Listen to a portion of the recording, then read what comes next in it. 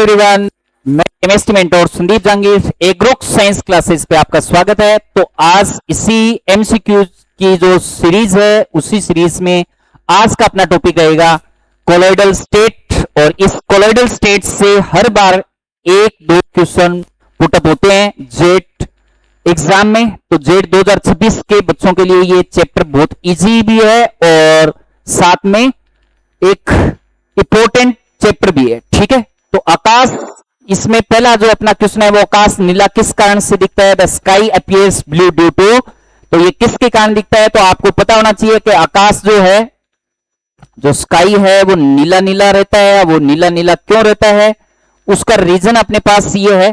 पहला ऑप्शन प्रक्षेपण प्रभाव, दूसरा परावर्तन, तीसरा संचरण ट्रांसमिशन और फिर प्रकीर्णन। सिंपल सा ये है कि जो भी रेज आ रही है आकाश से, उस आकाश की जो रेज है वो बहुत सारे पार्टिकल पे क्या होती है, गिरती है। और ये जो पार्टिकल है, इस एक पार्टिकल पर गिरने से इस रेज का एक प्रकार से अपन कह सकते हैं कि स्कैटरिंग इफेक्ट हो जाता है। कहने का मीन एक दूसरे से टकराता है जैसे ही वो रेस, तो उस प्रक्रिया को अपन बोलते हैं प्रकीर्णन। क्या बोलते हैं, प्रकीर्णन, स्कैटरिंग कहते हैं। तो आकाश का नीला किसके कारण होता है बेटा, स्कैटरिंग के कारण होता है। ठीक है, तो आपको ध्यान में रखना है। नेक्स्ट, एक AS2S3 सोल पर ऋणावेश है तो इसे अवक्षेपित करने की क्षमता सबसे अधिक किस में होगी। मेन कि जो आपको एक सोल दे रखा है, इस सोल को आपको क्या करना है, स्कंदित करना है। अब स्कंदित करने के लिए आपको ऋणावेश सोल है तो आपको धनावेश चाहिए, क्योंकि आपको पता है कि विपरीत जब आवेश एक दूसरे में रहेंगे तब वो क्या रहेंगे, स्कंदन में रहेंगे। ठीक है, अवक्षेपित हो जाएगा, सेटल डाउन हो जाएगा एक प्रकार से। तो इस अवक्षेपित करने की जो क्षमता है उसको ज्ञात करने के लिए एक साइंटिस्ट था, उनका नाम था हार्डी सुलजे। क्या नाम था उनका, हार्डी सुलजे। अब जी ये हार्डी सुलजे साहब हैं, इन्होंने कहा कि जो अवक्षेपित करने की जो क्षमता है वो डायरेक्टली प्रोपोर्शनल होती है किसके, संयोजकता के। ठीक है ना, संयोजकता या अपन कह सकते हैं आवेश। तो जिसका जितना ज्यादा आवेश होगा, संयोजकता होगी, वैलेंसी होगी, चार्ज जितना ज्यादा होगा, उसका संयोजन स्कंदन क्षमता, अवक्षेपण करने की क्षमता वो ज्यादा हो जाएगी। तो अगर अपन देखें इसमें, तो AlCl3 की अगर अपन बात करें तो इसमें Al पे क्या है, +3 है। मेरे को प्लस ही क्यों देखना है, क्योंकि मेरे को कौन सा दे रखा है, ऋणावेश। और ऋणावेश को अवक्षेपित करने के लिए उसका विपरीत आवेश कौन सा होगा बेटा, धनावेश। और धनावेश में कौन सा हो जाएगा, Al+3। इसकी अगर अपन बात करें तो इसमें क्या है, Ba+2 है। इसमें अगर अपन बात करें तो ये Na+ है। और इसमें अगर अपन बात करें तो ये Mg+2 है। तो अपन देख सकते हैं कि सबसे ज्यादा जो चार्ज है वो किस में आ रहा है, +3 आ रहा है। तो इसमें अपना आंसर कौन सा हो जाएगा, AlCl3। ठीक है, तो हार्डी सुलजे नियम को आपको ध्यान में रखना है कि ये संयोजकता के समानुपाती होता है और जिसकी जितनी ज्यादा संयोजकता या आवेश जितना ज्यादा होगा वही स्कंदन या अवक्षेपण ज्यादा करेगा। फिर है पाइस का उदाहरण है। अब पाइस जो है पहले अपने को पता होना चाहिए इमल्सन क्या होता है। तो लिक्विड इन लिक्विड यानी कि द्रव जो विलियन होता है, कोलाइडी विलियन, ठीक है ना, उसी को अपन नाम क्या देते हैं, एक प्रकार से पाइस कहते हैं, इमल्सन कहते हैं। अब ये जो द्रव किस में प्रेजेंट है, साबुन में तो ठोस पार्ट भी होता है, पनीर, फिर दूध और फिर कोरा। ये कोलाइडल सोल, तो कोलाइडल सॉल्यूशन तो है सब ये, लेकिन कोलाइडल सॉल्यूशन कितने टाइप के होते हैं, टोटल 8 टाइप के। कितने टाइप के होते हैं, 8 टाइप के। 9 टाइप के क्यों नहीं होते, क्योंकि कौन सा नहीं रहता, गैस का गैस में। ठीक है ना, गैस का गैस वाला जो है वो इसमें प्रेजेंट नहीं रहता। तो अपन कह सकते हैं कि 8 टाइप के क्या रहते हैं, आपके कोलाइडल सॉल्यूशन रहते हैं, जिसमें से पाइस भी एक कोलाइडल सॉल्यूशन है। और इसमें आंसर कौन सा हो जाएगा, अपना मिल्क हो जाएगा। ठीक है ना, बाकी के अंदर सभी में क्या प्रेजेंट है, ठोस वाला पार्ट भी प्रेजेंट है, लेकिन लिक्विड जो है वो एक प्रकार से क्या हो जाएगा, मिल्क हो जाएगा। नेक्स्ट, प्रक्षेपण माध्यम में कोलाइडल कणों की अनियमित या टेढ़ी मेढ़ी गति कहलाती है। जैसे भी कोई कोलाइडल विलियन है, इसमें जो ये पार्टिकल है, अब ये पार्टिकल इस तरीके से टेढ़ी मेढ़ी गति करेंगे, जिगजैग गति करेंगे। अब ये जो जिगजैग गति कर रहे हैं वो एक प्रकार से किस प्रकार की गति कहलाती है, वैद्युत प्रासरण, वैद्युत कण संचलन, या फिर ब्राउनी गति या टिंडल प्रभाव। तो अपन कह सकते हैं कि ये जिगजैग गति जो है वो रॉबर्ट ब्राउन ने बताया, और रॉबर्ट ब्राउन ने बताया इसलिए उनके रिस्पेक्ट में अपन उसको क्या बोलते हैं, ब्राउनी गति कहते हैं। क्या बोलते हैं उसको? ब्राउनी गति। नेक्स्ट अगर अपन बात करें, कोलाइडल कणों का अर्धपारगम्य झिल्ली द्वारा शोधन कहलाता है। ध्यान में रखना, थॉमस ग्राम आपको बताया था कि थॉमस ग्राम जो है इसको कोलाइड रसायन का जनक कहते हैं, थॉमस ग्राम को। और कोलाइड रसायन का जो जनक है थॉमस ग्राम, उन्होंने पदार्थ को दो पार्टों में डिवाइड किया था।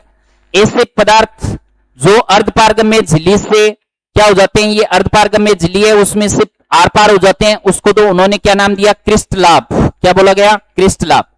और ऐसे पदार्थ जो अर्धपारगम्य झिल्ली से आर पार नहीं होते इस एसपीएम से, उनको अपन नाम क्या दिया? कोलॉइड।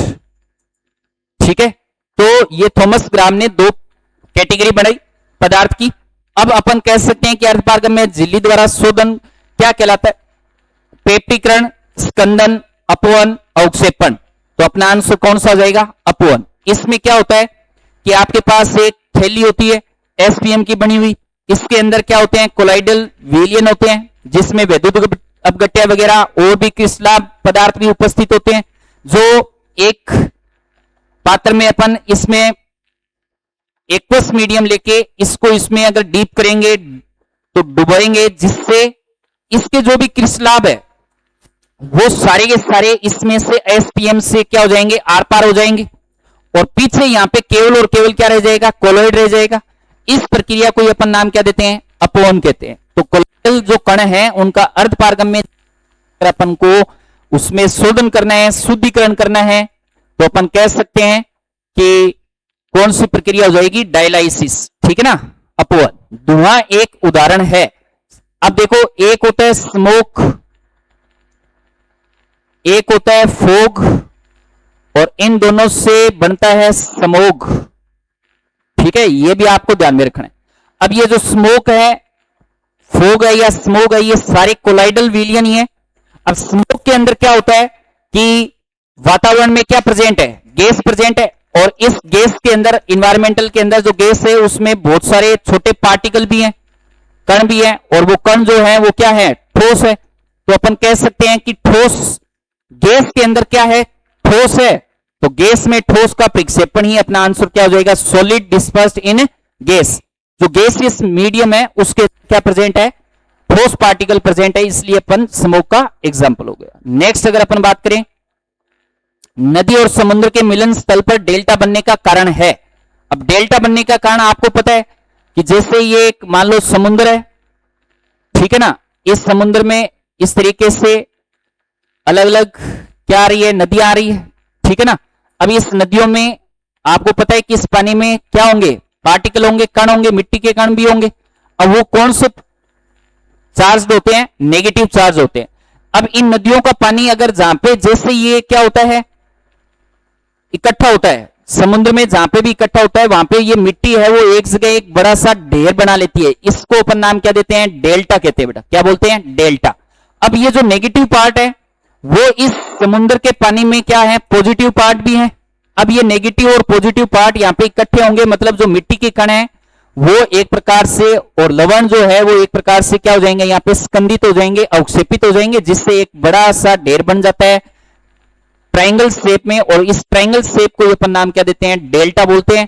तो अपन इसमें डेल्टा बनने का कारण क्या हो जाएगा? तो पेप्टीकरण, अपवहन या स्कंदन या पाइसीकरण। तो अपना आंसर कौन सा हो जाएगा? स्कंदन हो जाएगा। क्यों? क्योंकि जो भी अशुद्धियां हैं, मिट्टी, रेत, कंकड़, पत्थर जो भी है उस पे नेगेटिव पार्ट है, वो नेगेटिव पार्ट जब भी पॉजिटिव के साथ होगा तो अपोजिट पार्ट एक दूसरे को क्या करेंगे? आकर्षित करेंगे, जिससे एक जगह वो इकट्ठे हो जाएंगे, सेटल डाउन हो जाएंगे। उस प्रक्रिया का नाम क्या होता है? स्कंदन या कोएगुलेशन।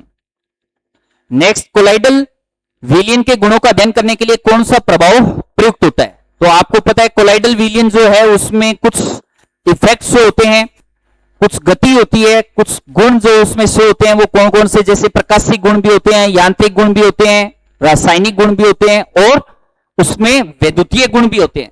अब वैद्युतीय गुण के लिए वैद्युत कण संचलन होता है, प्रकाशीय गुण के लिए इंडक्ट होता है, और यांत्रिक गुण के लिए आप कह सकते हैं कि उसमें ब्राउनी गति होती है। तो अपन इसमें कोलाइडल गुणों का अध्ययन करना है, और उसमें भी कौन सा प्रभाव? एक प्रकार से प्रकाशिक प्रभाव। तो अपन कह सकते हैं कि टिंडल प्रभाव कहते हैं। प्रकाशिक गुण के लिए कौन सा होता है? टिंडल प्रभाव। ठीक है ना, प्रकाशिक गुण के लिए कौन सा इफेक्ट हो जाएगा, एक प्रकार से टिंडल इफेक्ट। ठीक है, नेक्स्ट, रक्त का शोधन किस विधि द्वारा किया जा सकता है? आपको पता है, अपन डेली रूटीन में देखते हैं, पढ़ते हैं न्यूज में कि किडनी जब भी फेल होती है तो उसमें ब्लड जो है उसको अगर प्योर करना है, प्योर करने के लिए एक प्रक्रिया होती है, उस प्रक्रिया को क्या बोलते हैं, डायलाइसिस। वैसे ही जो कोलाइडल विलियन है, यानी कि जो ब्लड है वो एक प्रकार से क्या है, प्राकृतिक कोलाइडल विलियन है, और इस कोलाइडल विलियन में बहुत सारे अवयव प्रेजेंट है, यानी कि उसमें जो भी वैद्युत अपघट्य प्रेजेंट है, उन सबको अगर अपन को शुद्ध करना है तो शुद्ध करने के लिए एक प्रोसेस यूज करते हैं, उस प्रोसेस का नाम ही क्या होता है, डायलाइसिस। ठीक है ना, अपवन।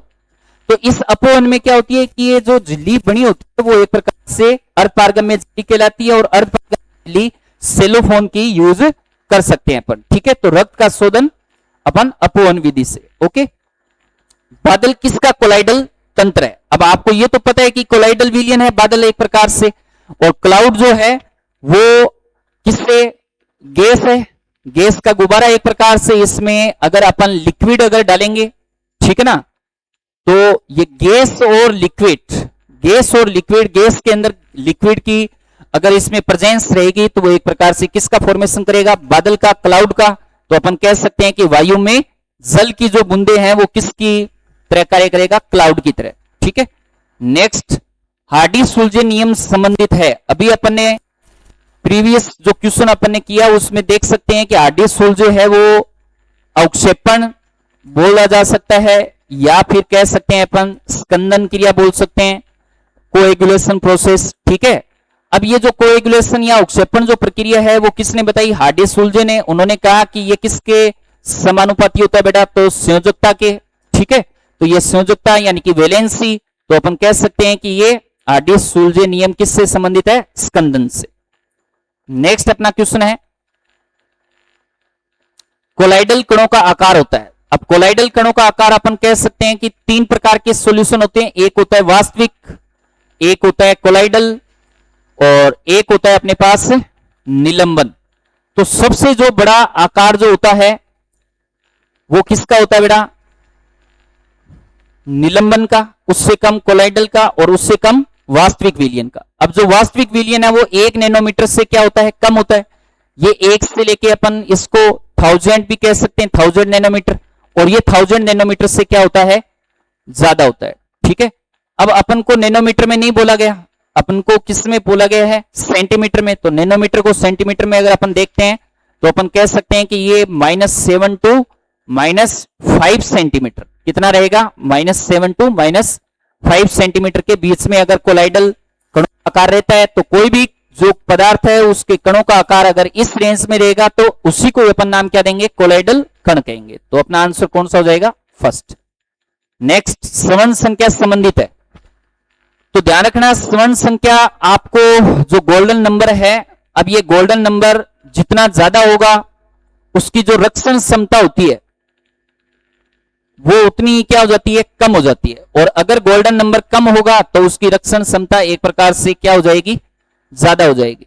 ठीक है, तो ये दोनों अपन कह सकते हैं कि गोल्डन नंबर किससे संबंधित होता है, रक्षण से। अब रक्षण किससे करेंगे कि आपके पास एक प्रकार से क्या है, यहाँ पे द्रव विरोधी सोल है। कौन सा सोल है, द्रव विरोधी। अब ये जो द्रव विरोधी है इसका आपको रक्षा करनी है, तो इसमें कुछ बूंदे आप किसकी डाल सकते हो, द्रव स्नेह की। और ये जैसे ही द्रव स्नेह की अगर आपने इसमें बूंदे डाली कोलाइडल विलियन में, द्रव विरोधी विलियन में, तो अपन कह सकते हैं कि ये जो भी स्कंदन होगा अब वो द्रव विरोधी का न होकर किसका हो जाएगा, द्रव स्नेह का हो जाएगा।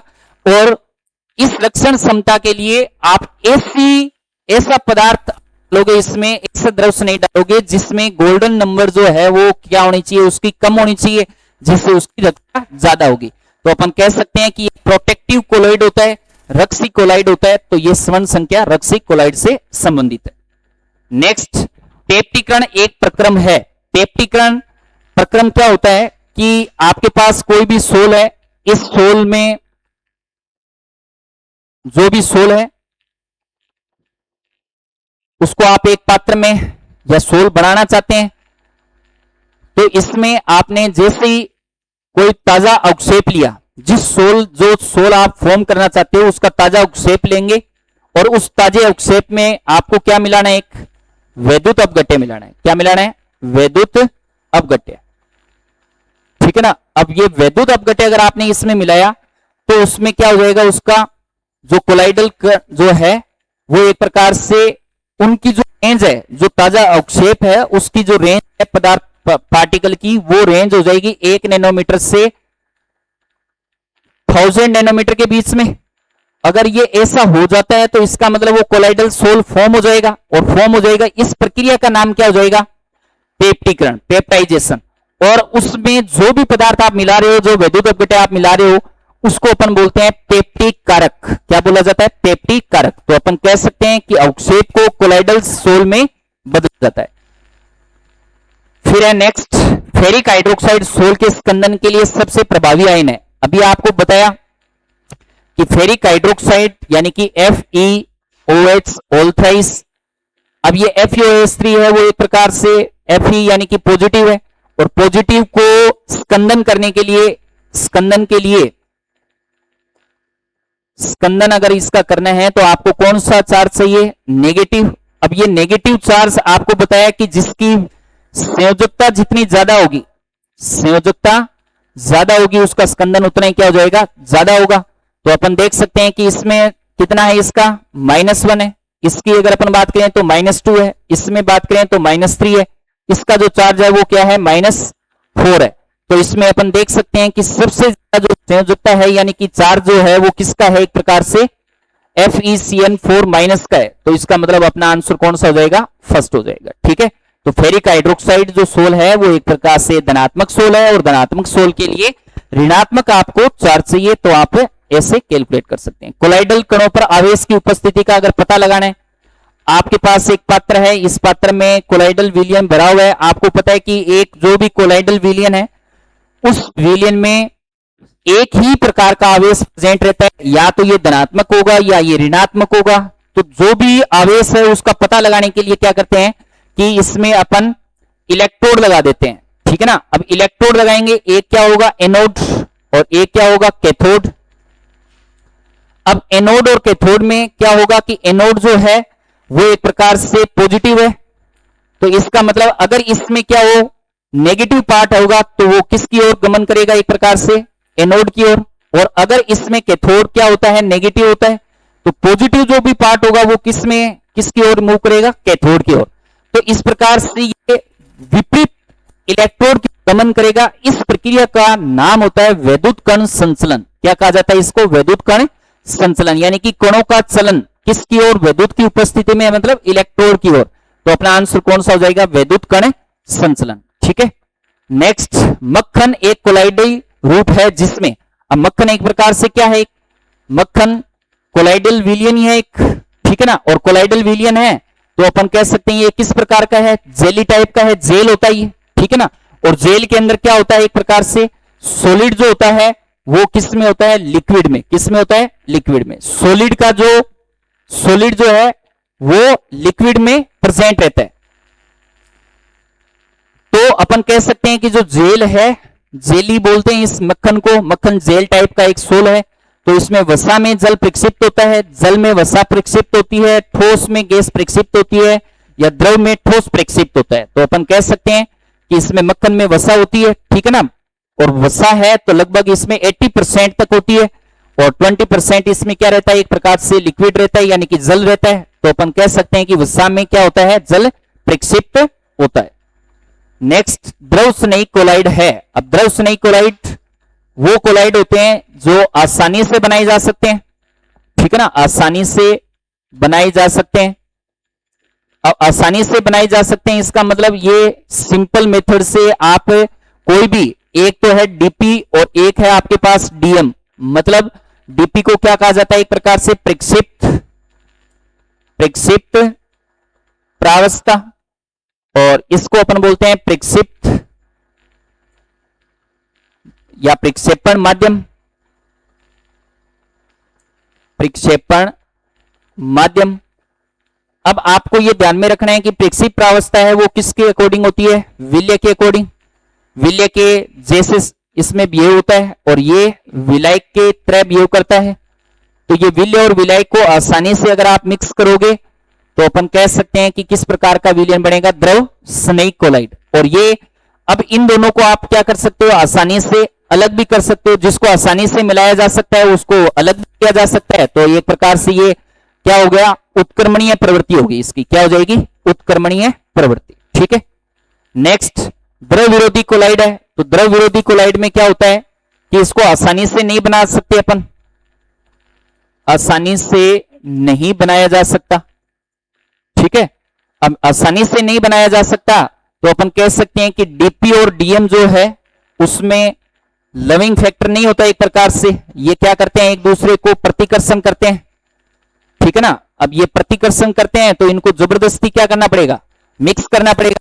अब मिक्स करना पड़ेगा तो अगर एक बार अगर ये मिक्स हो गया तो उसको दोबारा सेपरेट नहीं कर सकते, अलग अलग नहीं कर सकते डीपी और डीएम को। तो इस प्रक्रिया को अपन नाम क्या दे देते हैं, अनुत्क्रमणीय, इरिवर्सिबल। क्या बोला जाता है इसको, इरिवर्सिबल। ठीक है।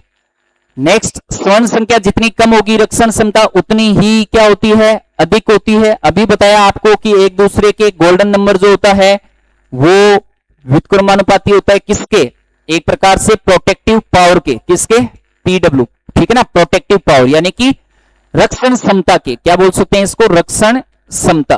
ठीक है। अब ये रक्षण क्षमता जितनी ज्यादा अगर आपको चाहिए तो इसका मतलब उस पदार्थ के लिए गोल्डन नंबर क्या होना चाहिए, कम होना चाहिए। और सबसे कम अगर गोल्डन नंबर की अगर अपन बात करें तो अपन कह सकते हैं जिलेटिन।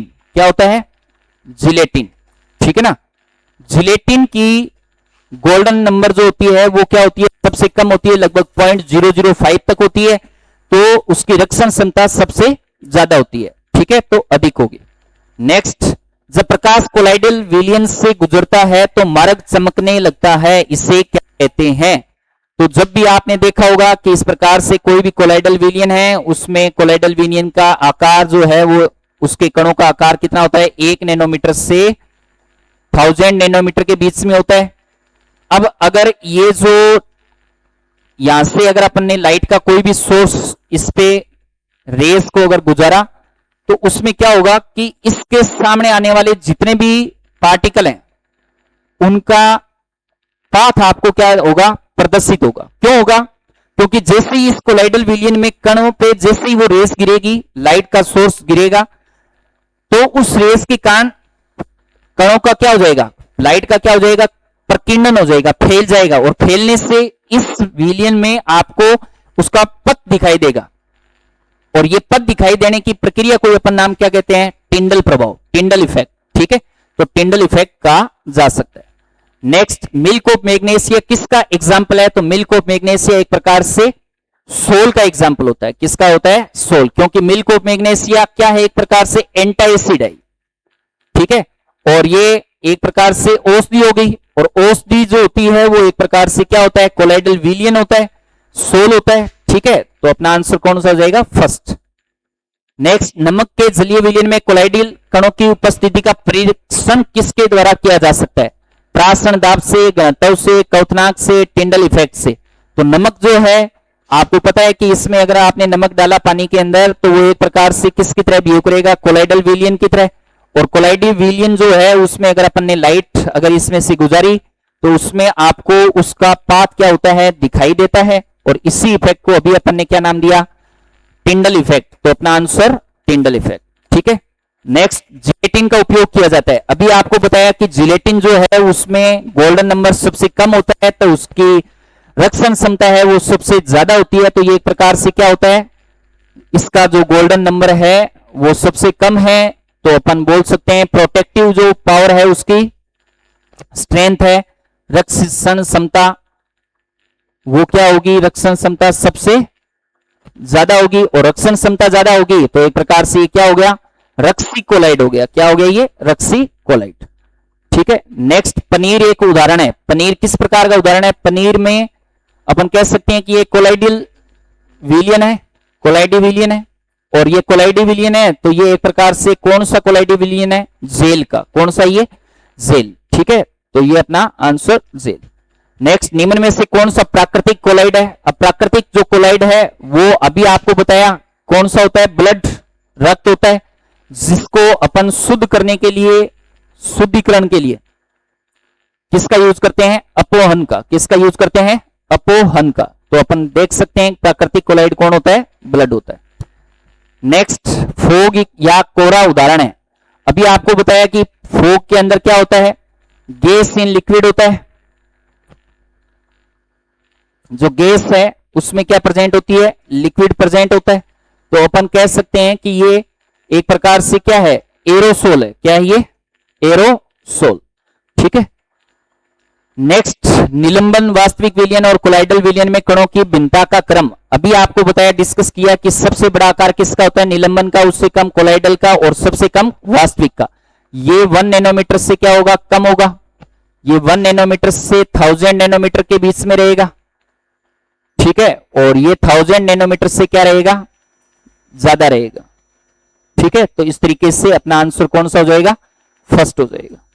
नेक्स्ट, कोलाइडल कणों का कौन सा गुण प्रकाश के प्रकीर्णन से संबंधित है? अभी अपन ने कई बार डिस्कस कर लिया। इसको अपन क्या बोलते हैं? टिंडल इफेक्ट कहते हैं। क्या बोलते हैं इसको? Tyndall effect. ठीक है। टिंडल प्रभाव। तो विसरण, पेप्टिकरण, टिंडल प्रभाव या ब्राउनिंग गति, तो ये कौन सा हो जाएगा? टिंडल प्रभाव। उसके बाद में रक्सी कोलाइड की तरह कार्य करने वाले सोल है। तो अभी आपको बताया कौन किसका यूज करते हैं? जिलेटिन का। किसका यूज करते हैं? जिलेटिन। क्यों? क्योंकि इसकी जो गोल्डन नंबर है वो क्या होता है? कम होता है। नेक्स्ट, पाइसी कारक सामान्यतः होते हैं। अब पाइसी कारक वो होते हैं जिसमें जैसे तेल और जल जो है और वाटर कभी भी मिक्स नहीं होते। अब उन दोनों को अगर आपको मिक्स करना है तो उसमें क्या मिक्स कर दो आप? इमल्सिफायर, यानी कि पाइसी कारक, जिससे वो आसानी से क्या हो जाते हैं? मिक्स हो जाते हैं। और मिक्स के लिए आप साबुन यूज कर सकते। ठीक है। संश्लेषित डिटर्जेंट यूज कर सकते हो, प्रोटीन भी यूज कर सकते हो जैसे ग्लूटेन वगैरह, और फिर या ऑल ऑफ दिस। तो अपना आंसर कौन सा हो जाएगा? All of this. तो ध्यान रखना, पाइसी कारक का मतलब है कि जो डीपी और डीएम मिक्स नहीं होते उनको अगर आपको मिक्स करना है तो उसमें इजी मिक्स करने के लिए आप उसमें सोप यूज कर सकते हैं, डिटर्जेंट यूज कर सकते हैं या प्रोटीन यूज कर सकते हैं। ठीक है। तो ये इस तरीके से आपने कोलाइडल स्टेट के जितने भी इंपोर्टेंट कॉन्सेप्ट हैं उसके अकॉर्डिंग जो क्वेश्चन फॉर्म होते हैं वो अपन ने डिस्कस किया। नेक्स्ट क्लास में मिलते हैं। Thank you.